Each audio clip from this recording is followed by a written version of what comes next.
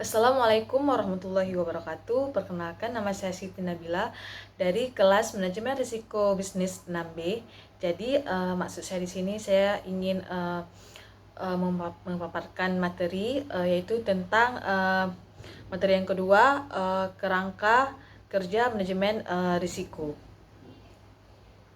Nah, yang pertama itu kerangka kerja manajemen risiko. Keberhasilan manajemen risiko tergantung pada efektivitas kerangka manajemen yang menyediakan landasan yang akan ditanamkan pada organisasi. Kerangka kerja juga membantu dalam mengelola risiko secara efektif melalui penerapan proses manajemen risiko pada berbagai tingkat dan dalam konteks tertentu organisasi. Selanjutnya, tujuan dari kerangka kerja manajemen risiko adalah yang pertama, kerangka kerja memastikan bahwa informasi tentang risiko yang berasal dari proses manajemen risiko secara memadai dan dilaporkan juga digunakan sebagai dasar pengambilan keputusan, serta pemenuhan akuntabilitas di semua tingkat organisasi yang relevan. Agar dapat berhasil dengan baik, manajemen risiko harus diletakkan dalam suatu kerangka kerja manajemen risiko. Kerangka kerja ini akan menjadi dasar dan penataan yang mencakup seluruh kegiatan manajemen risiko di segala tingkatan organisasi.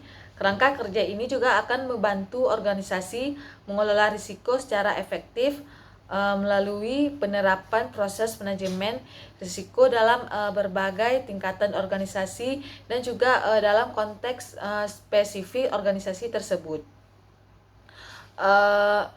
Selanjutnya, kerangka kerja ini akan memastikan bahwa informasi risiko yang lengkap dan memadai yang diperoleh dari proses manajemen risiko akan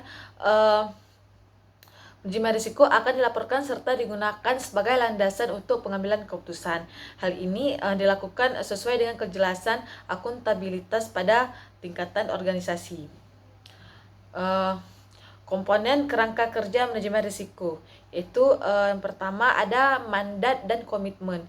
Di mandat dan komitmen ini yang pertama, desain kerangka kerja pengelolaan risiko. Yang pertama ada memahami organisasi dan konteksnya. Yang kedua, menetapkan kebijakan manajemen risiko serta akuntabilitas. Dan yang keempat, integrasi ke dalam proses organisasi. Yang kelima, sumber daya. Dan yang keenam, membangun mekanisme komunikasi internal dan juga pelaporan. Serta yang terakhir, membangun komunikasi eksternal, mekanisme pelaporan. Serta yang kedua, menerapkan manajemen risiko. Yang pertama ada dua, yaitu menerapkan kerangka kerja untuk mengelola risiko dan juga pelaksanaan proses manajemen risiko. Serta yang ketiga itu pemantauan dan juga peninjauan kerangka. Serta yang terakhir, perbaikan kerangka kerja berkesinambungan. Itu merupakan komponen kerangka kerja manajemen risiko. Serta selanjutnya ini, kerangka kerja ini tidak dimaksudkan sebagai sistem manajemen, tetapi lebih ditujukan untuk membantu organisasi mengintegrasikan manajemen risiko ke dalam keseluruhan sistem manajemen organisasi. Oleh karena itu, organisasi harus mengadopsi komponen-komponen dari kerangka kerja ini ke dalam kebutuhan khas organisasi tersebut. Apabila praktik dan proses manajemen yang ada sudah mengandung komponen dari manajemen risiko, atau bila organisasi tersebut harus mengadopsi komponen-komponen dari kerangka kerja ini ke dalam kebutuhan khas organisasi tersebut. Apabila praktik dan proses manajemen yang ada sudah mengandung komponen dari manajemen risiko, atau bila organisasi tersebut telah mempunyai suatu sistem manajemen risiko untuk suatu jenis risiko tertentu atau kondisi tertentu, maka keadaan ini harus dicermati secara kritis dan dinilai ulang. Hal ini dilakukan dengan membandingkan dengan standar internasional sebagai dasar untuk menentukan kecukupan atau kelayakan sistem yang ada. Selanjutnya itu penjelasan dari mandat dan juga komitmen. Nah, pengendalian dan upaya menerapkan manajemen risiko yang efektif mempersyaratkan adanya komitmen yang kuat dan berlanjut dan manajemen organisasi. Untuk itu diperlukan perencanaan yang matang dan strategi yang tepat dalam pelaksanaannya. Guna melaksanakan hal ini, maka manajemen harus mengartikulasikan dengan jelas pentingnya manajemen risiko bagi organisasi dan menetapkan kebijakan manajemen risiko, serta menetapkan indikator kinerja manajemen risiko yang selaras dengan indikator kinerja organisasi, serta memastikan bahwa sasaran manajemen risiko selaras dengan strategi dan sasaran organisasi, serta memastikan kepatuhan terhadap peraturan perundang-undangan, serta menugaskan secara jelas dan dengan akuntabilitas serta tanggung jawab unit manajemen risiko pada tingkatan yang memadai, serta memastikan bahwa tersedia alokasi sumber daya yang cukup untuk kegiatan manajemen risiko, serta mengkomunikasikan manfaat manajemen risiko keseluruhan pemangku kepentingan terkait, dan juga memastikan bahwa kerangka kerja manajemen risiko senantiasa berfungsi dengan baik.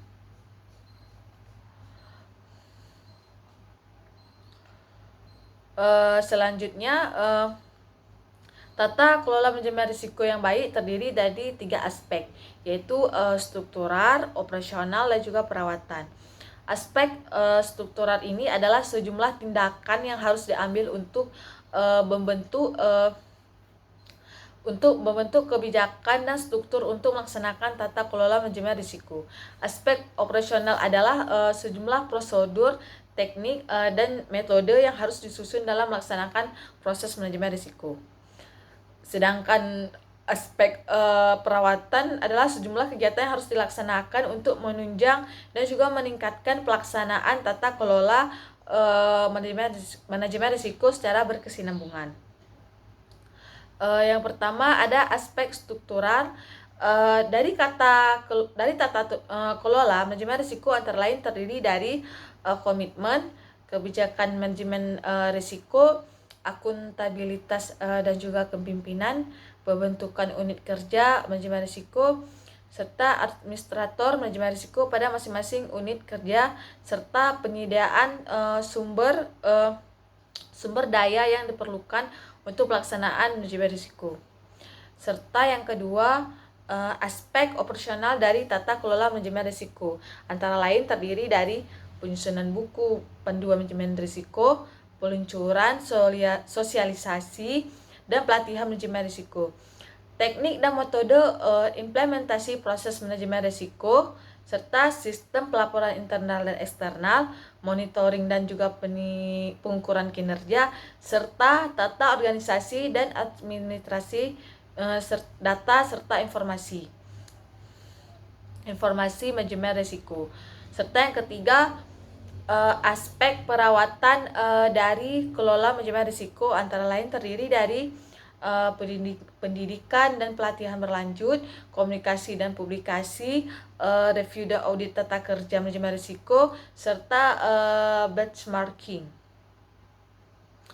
Pengelolaan manajemen risiko organisasi mempunyai cakupan tanggung jawab yang cukup luas sesuai dengan ukuran besarnya organisasi.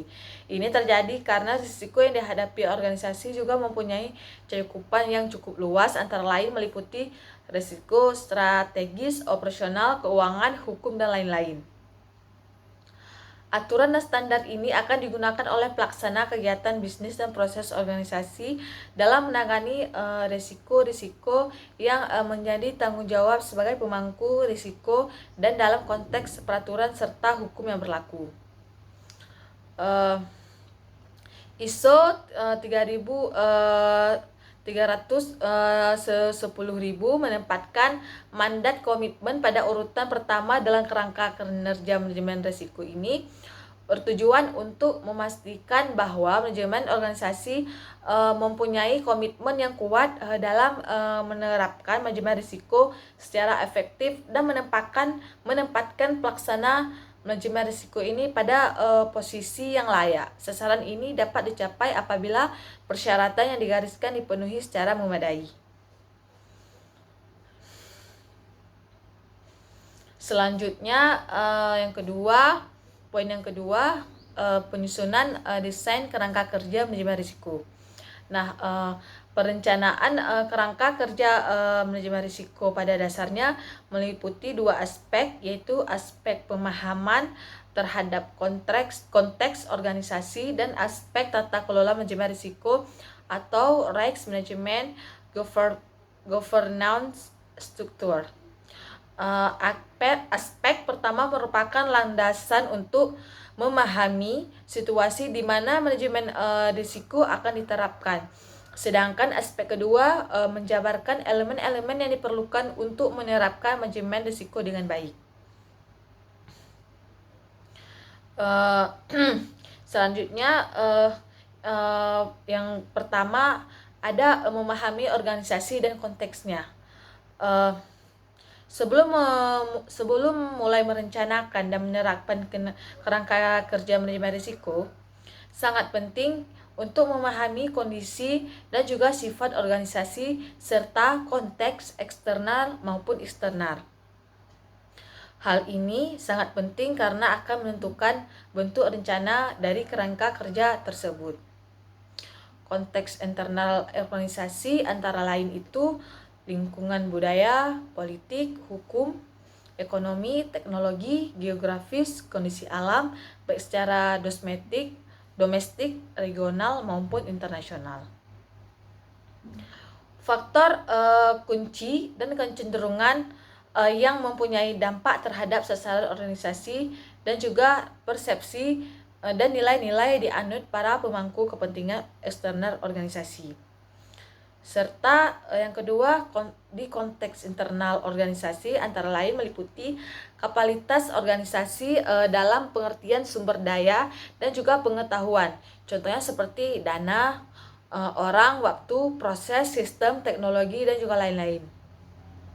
Serta sistem informasi, arus informasi, dan proses pengambilan keputusan baik maupun formal maupun secara informal, serta para pemangku kepentingan eksternal, kebijakan sasaran dan strategi yang digunakan untuk mencapai sasaran tersebut, serta persepsi, nilai-nilai budaya dan organisasi, serta standar dan model acuan yang digunakan oleh organisasi.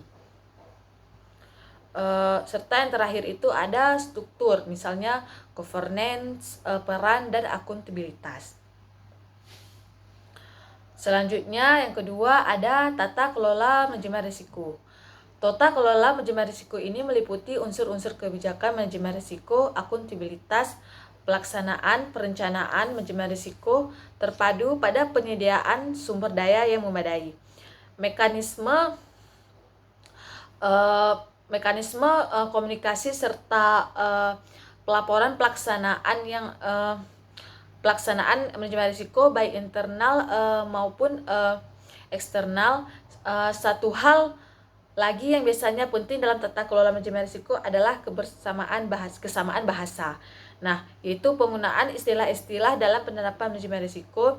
Hal ini diatasi dengan menggunakan istilah-istilah definisi yang ditentukan dalam ISO atau TEC GUID 173 Risk Management Vocabulary. Nah, yang ketiga ada kebijakan manajemen risiko. Kebijakan manajemen risiko harus secara jelas menyatakan komitmen manajemen terhadap penerapan manajemen risiko dan sasaran yang ingin dicapai dengan penerapan manajemen risiko. Selain itu, kebijakan ini juga secara jelas menyatakan hal-hal sebagai berikut. Yang pertama, hubungan antara kebijakan manajemen risiko dengan sasaran dengan sasaran organisasi serta kebijakan lainnya.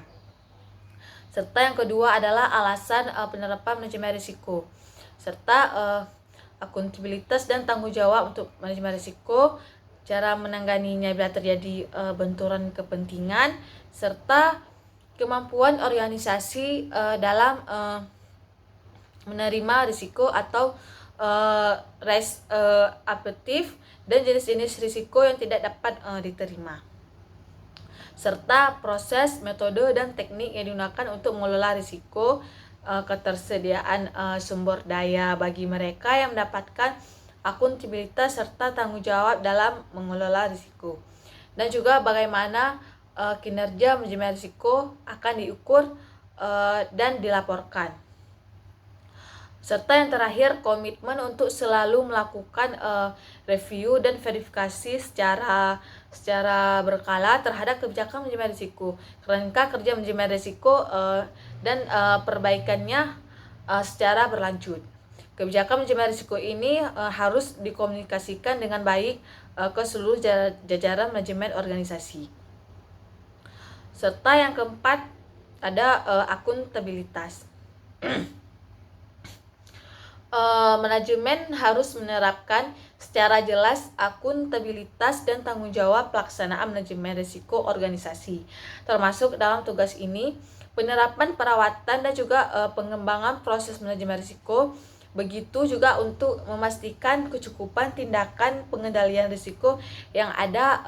Hal ini dapat dilaksanakan dengan yang pertama itu menetapkan siapa yang akan bertanggung jawab untuk mengembangkan, menerapkan, serta merawat kerangka kinerja manajemen risiko, serta menentukan masing-masing pemangku risiko yang bertanggung jawab untuk melakukan penanganan risiko dan pengendalian risiko, serta melakukan informasi tentang risiko, serta menerapkan ukuran kinerja, mekanisme pelaporan internal dan juga eksternal, serta proses eskalasinya sampai ke pimpinan puncak organisasi, serta yang terakhir memastikan tersedianya sistem pemberian persetujuan, pengakuan, hadiah, dan sanksi.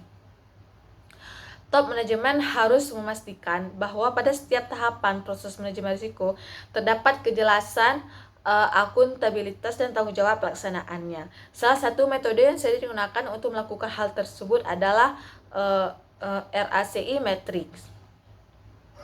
Secara sederhana, RACI Matrix ini akan menjelaskan atau menentukan dalam setiap kegiatan, seperti lambang R atau responsible, artinya siapa yang mengerjakan kegiatan tersebut, serta lambang A, accountable, artinya siapa yang berhak membuat keputusan akhir ya atau tidak atas kegiatan tersebut, serta menjawab pertanyaan-pertanyaan pihak lain, serta C, konsul, artinya harus diajak konsultasi atau dilibatkan sebelum atau saat kegiatan tersebut dilaksanakan atau dilanjutkan, serta yang terakhir itu ada I atau informant, artinya siapa yang harus diberi informasi mengenai apa yang sedang terjadi dan sedang dilakukan tanpa harus menghentikan kegiatan tersebut.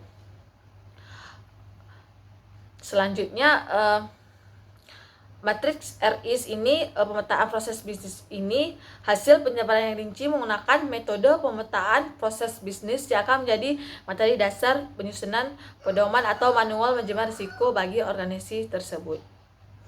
Pedoman manajemen risiko ini disusun akan menjadi panduan dalam melaksanakan mekanisme kerja untuk menerapkan manajemen risiko, juga mekanisme pelaporan internal maupun eksternal.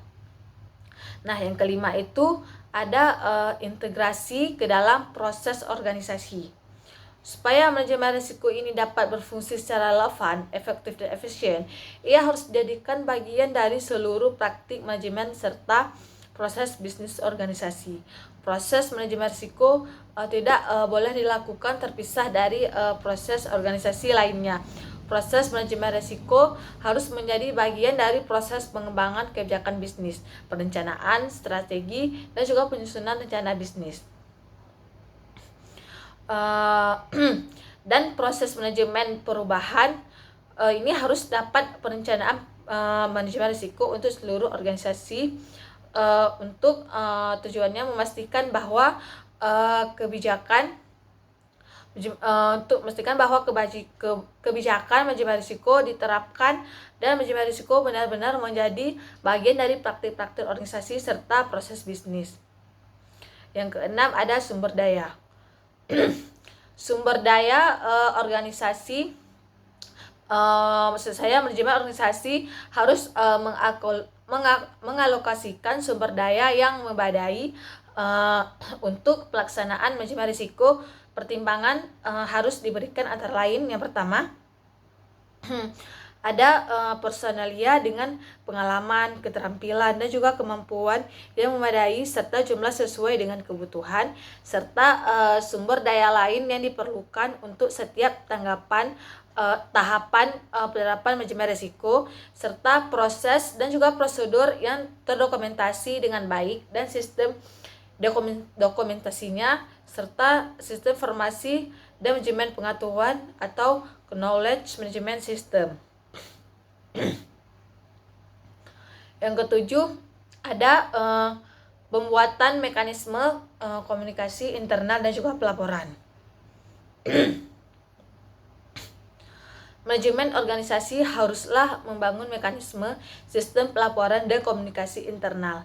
Hal ini diperlukan untuk memastikan bahwa komponen kunci kerangka kinerja manajemen risiko dan setiap perubahan terjadi dapat dikomunikasikan dengan baik ke seluruh pihak terkait, serta tersedianya cukup laporan tentang efektivitas kerangka kerja manajemen risiko dan juga hasil dari proses manajemen risiko, serta informasi hasil penerapan manajemen risiko selalu tersedia di tiap tingkatan yang memerlukan dan pada waktu yang diperlukan, serta yang terakhir terselenggaranya proses konsultasi dengan cara pemangku kepentingan internal.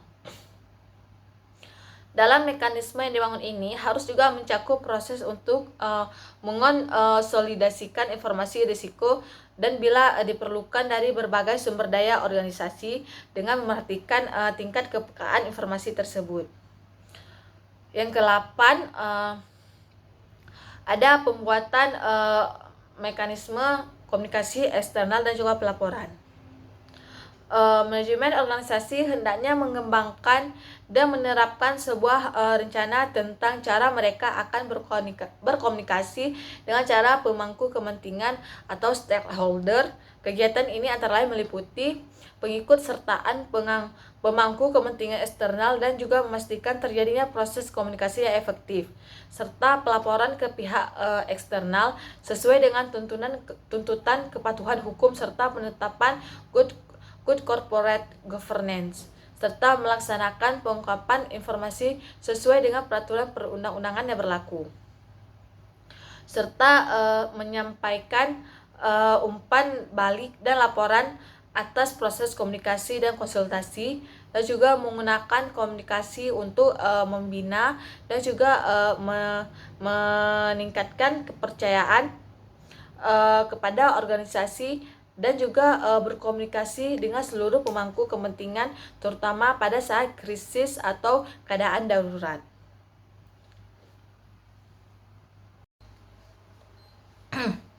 Selanjutnya yang ketiga ada penerapan manajemen risiko. Nah,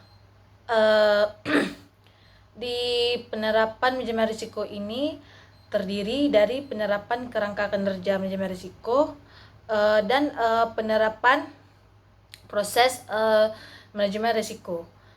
Yang pertama ada penerapan kinerja manajemen risiko. Dalam menerapkan kerangka kerja manajemen risiko organisasi, hendaknya kita menetapkan strategi dan waktu yang tepat untuk menerapkan kerangka kerja ini, serta menerapkan kebijakan manajemen risiko dan proses manajemen risiko pada proses-proses organisasi, serta mematuhi semua ketetapan peraturan perundang-undangan yang berlaku, serta mendokumentasikan proses pengambilan keputusan termasuk proses penentuan sasaran yang sesuai dengan hasil dari proses manajemen risiko, serta menyelenggarakan sosialisasi, dan juga pelatihan manajemen risiko untuk melakukan komunikasi dan juga konsultasi dengan para pemangku kepentingan untuk memastikan bahwa kerangka kerja manajemen risiko memang sesuai kebutuhan dan juga sangat efektif. Yang kedua, ada penerapan proses manajemen risiko. Nah, manajemen risiko dapat dikatakan telah terlaksana dengan baik apabila proses manajemen risiko ini diuraikan secara rinci dalam bab-bab selanjutnya dan telah terlaksana dengan baik di setiap tingkatan dan juga fungsi organisasi. Proses penerapan manajemen risiko ini merupakan bagian dari praktik-praktik terhadap organisasi dan proses bisnis organisasi. Pada tahap ini, penggunaan metode pemetaan proses bisnis atau business process mapping akan memberikan kontribusi yang besar, terutama melalui identifikasi kemungkinan risiko yang dapat terjadi. Metode-metode yang digunakan antara lain adalah FMA atau Failure Method Effect and Analysis, yaitu Risk Breakdown Structure atau RBS, dan juga CRSA atau Control Risk Self Assessment, dan juga lain-lain. Prinsip-prinsip dasar untuk menerapkan manajemen risiko pada proses bisnis adalah: yang pertama, memahami apa saja sasaran atau objektif proses bisnis tersebut, serta mengidentifikasi apa saja yang dapat menghambat tercapainya sasaran bisnis proses tersebut, dan juga pengendalian apakah yang harus dilakukan agar risiko-risiko tersebut dapat ditiadakan atau dikurangi. Serta dari prinsip dasar inilah maka dapat dikembangkan beberapa hal guna mempersiapkan penerapan manajemen risiko, yaitu yang pertama, proses bisnis. Jack dan Keller menjelaskan bahwa proses bisnis ini terdiri dari beberapa elemen, yaitu input, transformasi, dan juga output, serta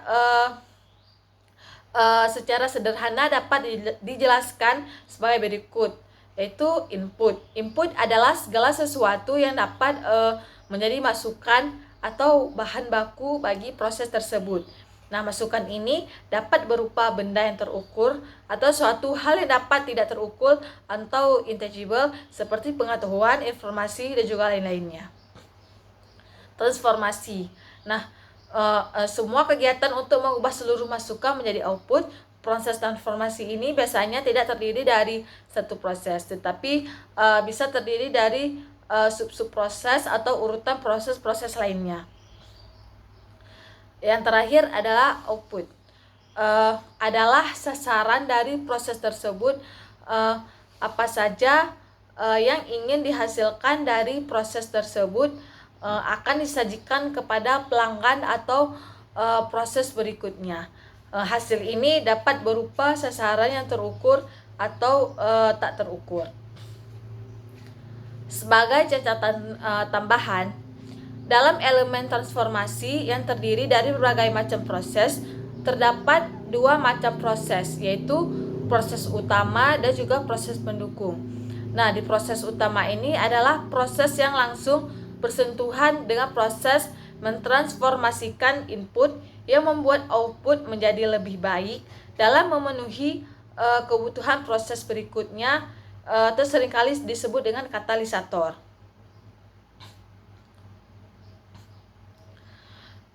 Yang kedua, ada ukuran keberhasilan proses. Nah, suatu proses dikatakan berhasil dan berlangsung dengan baik apabila dia ditentukan oleh ukuran-ukuran yang diterapkan pada ketiga elemen proses tersebut. Ukuran yang menjadi acuan adalah output proses. Ini harus sesuai dengan kebutuhan pelanggan atau proses berikutnya, atau ukuran eksternal, bukan ukuran yang kita tetapkan sendiri atau ukuran eksternal. Contohnya adalah ketika kita ingin menjamu tamu dan mengajak makan malam atau fine dining di suatu restoran yang terkenal, dengan kita menyebutkan fine dining, kita mengharapkan bahwa makanannya enak, penyajiannya indah, situasinya nyaman, dan waktu tunggunya tidak terlalu lama. Salah satu sasaran bisnis restoran adalah kepuasan pelanggan dan kembalinya pelanggan yang puas. Untuk kasus ini, maka ukuran output yang dikehendaki oleh pelanggan harus dijabarkan ke dalam ukuran-ukuran proses transformasi serta ukuran-ukuran input, ukuran-ukuran input, ukuran-ukuran input. Ukuran untuk proses transformasi adalah waktu memasak, panas atau besar api yang digunakan, keahlian chef yang memasak, dan sebagainya. Ukuran bahan baku diantaranya kesegaran dan kualitas bahan baku tersebut. Yang ketiga ada ukuran resiko. Nah, risiko mempunyai beberapa elemen yang dapat digunakan sebagai pertimbangan. Antara lain sumber risiko atau source of risk, kemungkinan terjadinya risiko atau likelihood, dan dampak risiko terjadi dan dampak risiko terhadap sasaran proses bisnis atau impacts atau consequence. Pertama-tama harus diidentifikasi sumber risiko yang dapat menggagalkan dipenuhinya kriteria keberhasilan yang dirumuskan. Untuk kasus ini, di atas misalnya adalah ketersediaan bahan baku, kualitas bahan baku, keahlian chef atau juru masak, dan kelengkapan bambu, dan juga lain-lain. Terhadap sumber-sumber risiko yang telah diidentifikasikan, diperkirakan besarnya kemungkinan mengakibatkan terjadinya risiko. Proses ini biasanya dilakukan sesuai dengan pengalaman yang lalu dan digunakan besaran yang telah disepakati. Misalnya frekuensi kejadian dalam tentang waktu tertentu seperti minggu, bulan, atau tahun. Contohnya kualitas bahan baku yang tidak memenuhi kualitas rata-rata terjadi sekali dalam sebulan.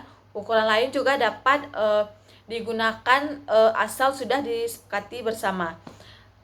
Bila risiko tersebut sudah terjadi, perlu juga ditetapkan suatu ukuran guna membandingkan satu risiko dengan risiko lainnya dan untuk mengukur dampaknya terhadap keseluruhan bisnis organisasi.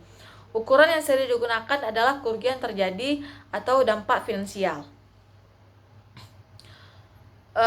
Kerusakan terhadap properti seperti dampak ke properti dan juga peralatan, kecelakaan atau korban jiwa yang terjadi dampak pada manusia, atau keterlambatan waktu penyelesaian pekerjaan dan lain sebagainya. Selain ukuran tersebut juga dikenal istilah persepsi terhadap resiko. Misalnya pada kasus di atas dipersepsikan bahwa satu pelanggan tidak puas atau tidak masalah karena masih banyak pelanggan lainnya.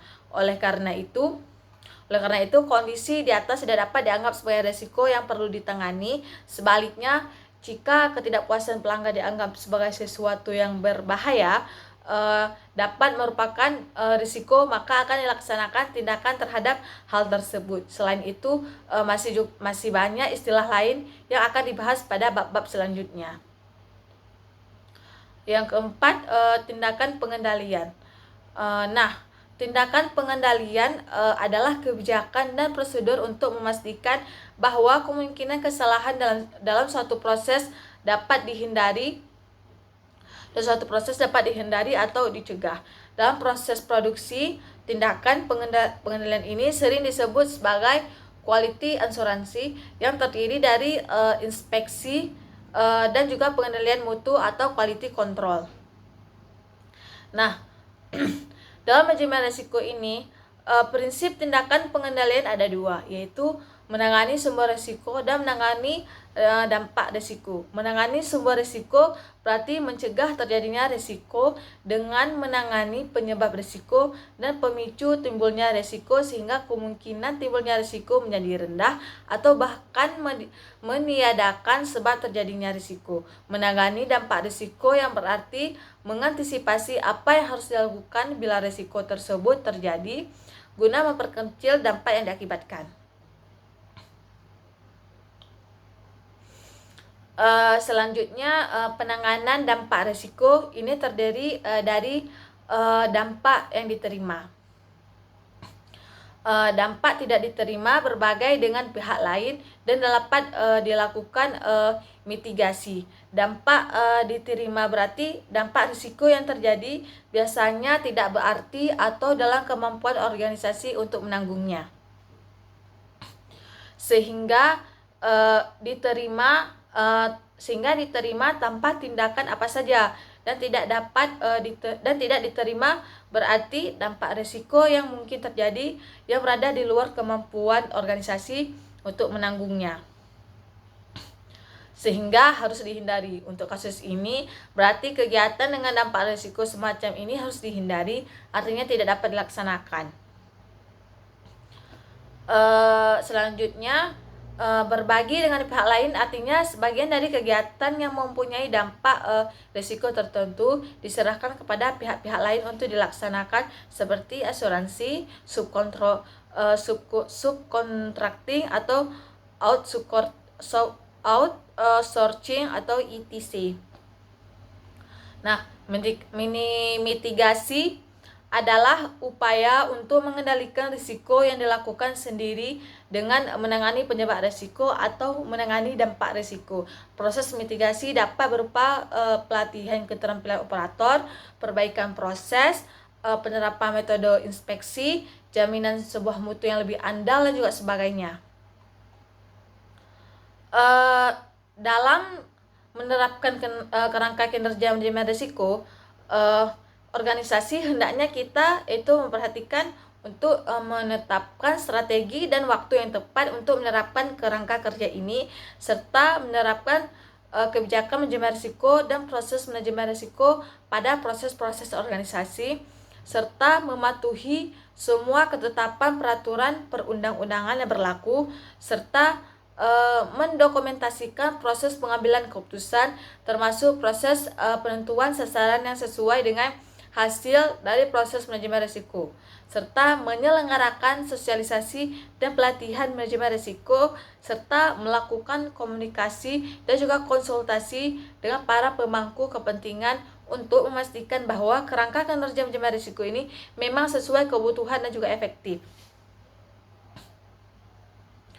Dengan menggunakan pemahaman mengenai prinsip dasar manajemen risiko, maka proses penerapan kerangka kinerja manajemen risiko akan ditelaah dan diuraikan lebih lanjut dalam bentuk lembar profil proses atau profil proses worksheet.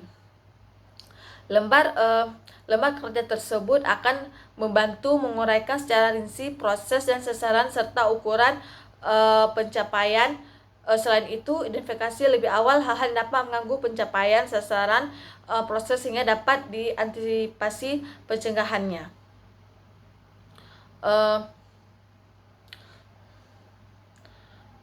Selanjutnya,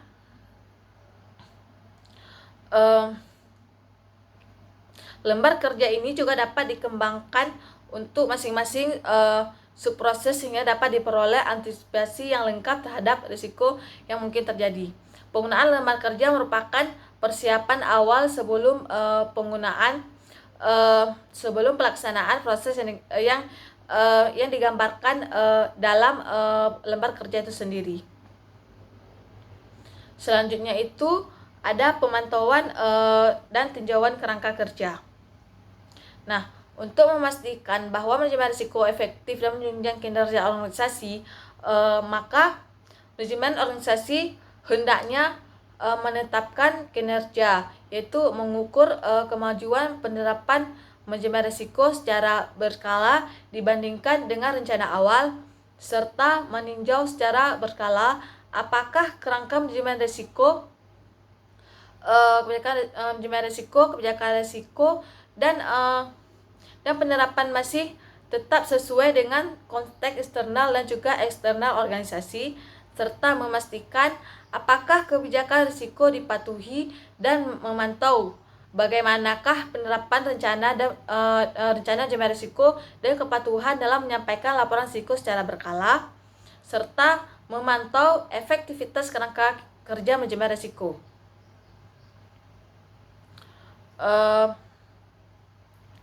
Selanjutnya mengenai uraian apa yang harus dimonitor dan ditinjau dapat dilihat lebih rinci pada lembar kerja profil proses, yaitu yang pertama ada patokan.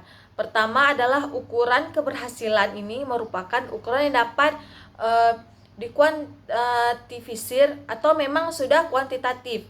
Pada saat monitoring dan review dilakukan pengukuran pencapaian sasaran dibandingkan dengan apa yang direncanakan. Patokan kedua adalah langkah pengendalian, yaitu apakah langkah pengendalian yang disebutkan sudah dilaksanakan atau belum. Bila sudah, bagaimana hasilnya, dan bila belum, mengapa juga belum dilaksanakan. Serta patokan yang ketiga adalah risiko yang diantisipasi. Pada saat monitoring dan review diperiksa apakah risiko-risiko tersebut masih ada atau sudah berubah menjadi risiko lainnya. Bila sudah berkurang atau tidak ada, berarti langkah pengendalian efektif. Tetapi bila masih ada, maka harus diperbaiki langkah pengendaliannya. Bila timbul risiko baru, maka harus dicari penyebab dan langkah pengendaliannya. Serta yang terakhir, yang keempat, ada patokan yang keempat adalah sasaran bisnis proses tersebut.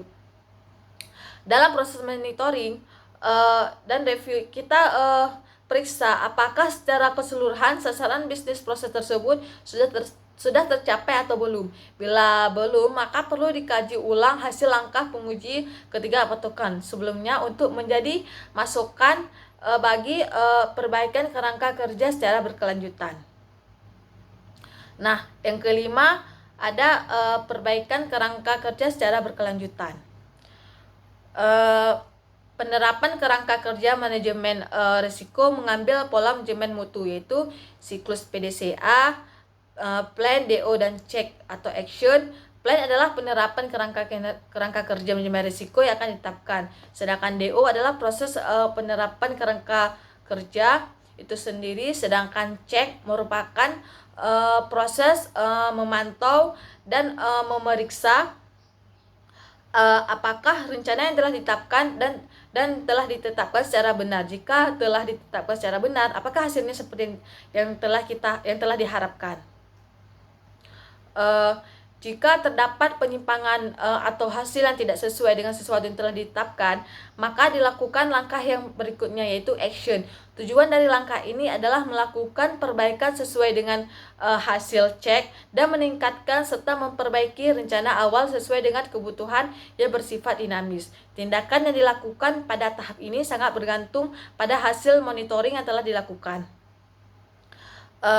Tindakan perbaikan sesuai dengan hasil monitoring dan review pada tahap sebelumnya akan meningkatkan kerangka kerja manajemen risiko. Ini diharapkan akan meningkatkan dan memperbaiki manajemen risiko organisasi serta budaya risiko organisasi. Baiklah, sekian dari paparan materi saya hari ini.